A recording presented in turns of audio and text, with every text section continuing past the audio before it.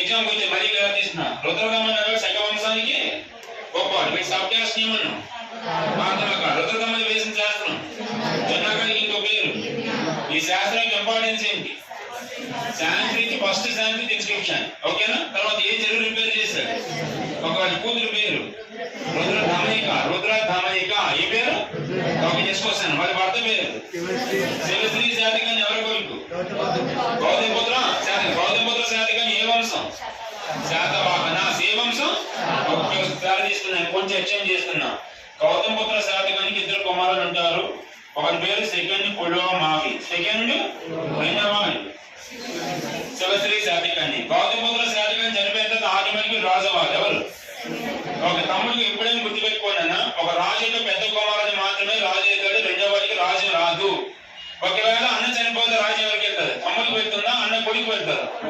అన్న యొక్క కానీ వీడు యాక్షన్ ఒప్పుకోకపోతే అన్నదమ్ముల మధ్యలో గొడవ జరుగుతుంది. అన్నదమ్ముల యుద్ధం జరిగితే శివశ్రీ శాతకం గెలవాలి, సెకండ్ పొలమాలి ఓడిపోవాలి. ఈ ఓడిపోవడానికి ముఖ్యమైన కారణం వీటికి సపోర్ట్ చేయండి.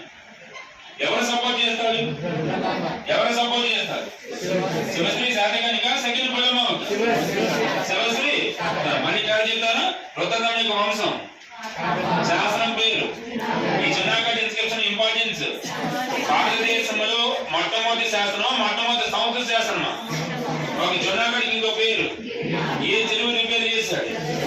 వాళ్ళ కుమార్తె పేరు రుద్రదామనిక హస్బెండ్ శివశ్రీ శాతకం. శివశ్రీ శాతకాన్ని ఎవరి కొడుకు? గౌతమిపుత్ర శాతకాన్ని పెద్ద కుమారుడు. సెకండ్ ఈ యుద్ధంలో ఎవరు హత్య చేయడం వాళ్ళు గెలిచారు. ఈ మ్యాటర్ మొత్తం ఈ శాస్త్రంలో రాస్తుంది. ఏ శాస్త్రంలో? అది మొత్తం ఇండియన్ హిస్టరీలో వెళ్ళిపోయింది, తెలంగాణ హిస్టరీలో కూడా ఇంకో రెండింటిలో కామన్ క్వశ్చన్ కాబట్టి జాగ్రత్త తీసుకోండి. శాస్త్రం పేరే పేరు పేరు రాసుకోండి. రుద్రధామన్ 4th బ్రాంచ్ లో పేరు రాసుకున్నాను. రుద్రధామన్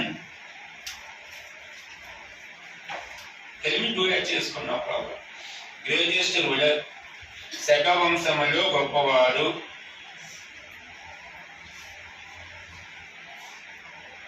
ప్లాన్ కార్దమక వంశం,